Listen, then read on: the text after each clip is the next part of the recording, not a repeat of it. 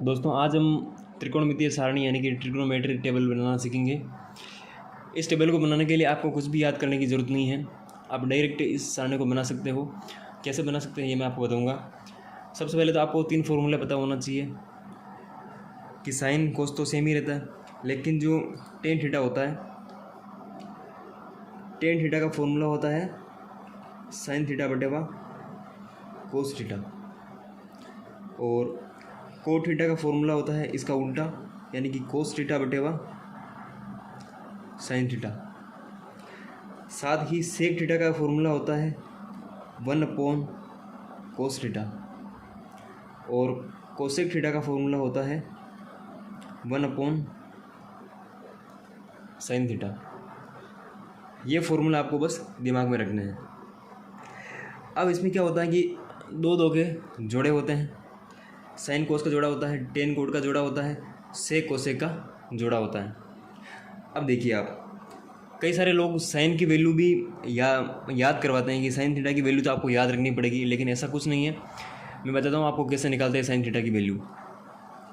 ये कॉलम गिने कितने हैं, 1 2 3 4 और 5 कॉलम है ना। 0 को हटा दीजिए, बाकी कितने बचे, 4 कॉलम। तो आपको क्या करना है, यहाँ पर लिखना है 0/4। ये पहले नंबर का कॉलम है तो यहाँ पर लिखना है 1/4, यहाँ पर लिखना है 2/4, यहाँ पर लिखना है 3/4, यहाँ पर लिखना है 4/4। ऊपर 0 से लगाकर 1 2 3 4 संख्या लिखनी है, नीचे सबके बटेवा में 4 4 लिखने हैं। अब अगर ये सोल्व हो रहे हैं तो इनको सोल्व कर दीजिए।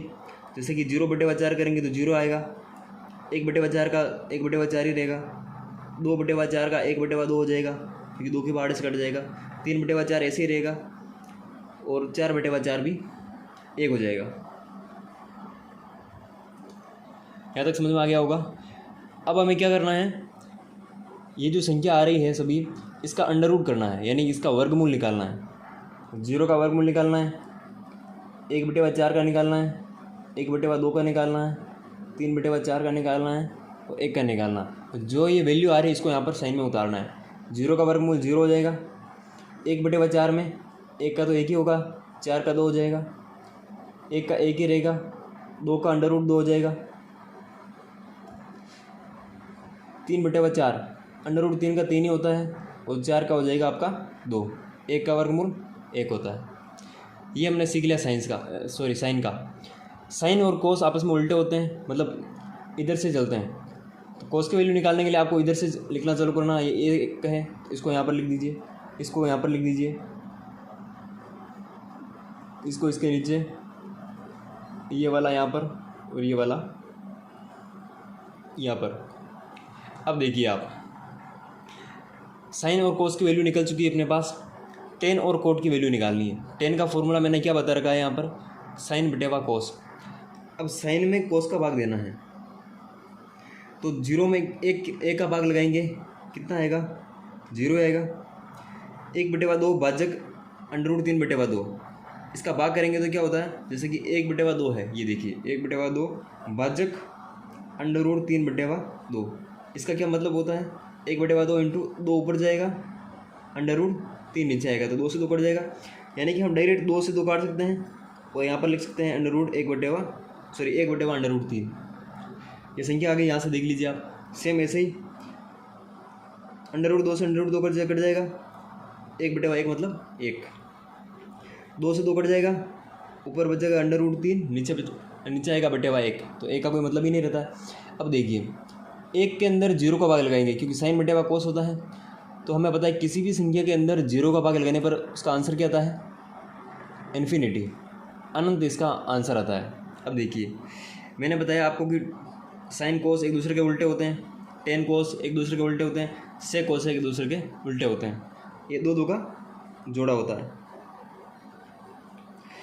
अब कोट की वैल्यू कैसे निकालनी, इसको उल्टा लिखना है। ये इन्फिनिटी, ये अंडर रूट 3, ये 1/1 अंडर रूट 3 और ये 0। ये आंसर आ गया आपके पास कोट का। यहाँ तक समझ में आ गया होगा। अब सेक की वैल्यू निकालते हैं। सेक का फॉर्मूला मैंने बता रखा है आपको, 1/कोस।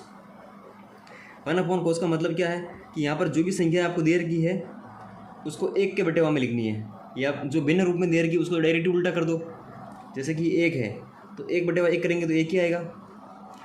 इसको उल्टा करेंगे तो 2/√3 आ जाएगा। इसको उल्टा करेंगे तो √2 आ जाएगा। इसको करेंगे तो 2 आ जाएगा। अब देखिए इसको हम लिखेंगे 1/0। हमें पता है 1/0 करने पर 0 का भाग हम किसी भी संख्या में देते तो इन्फिनिटी आंसर आता है। ये आ गया। अब इसको जस्ट उल्टा कर देना वापस।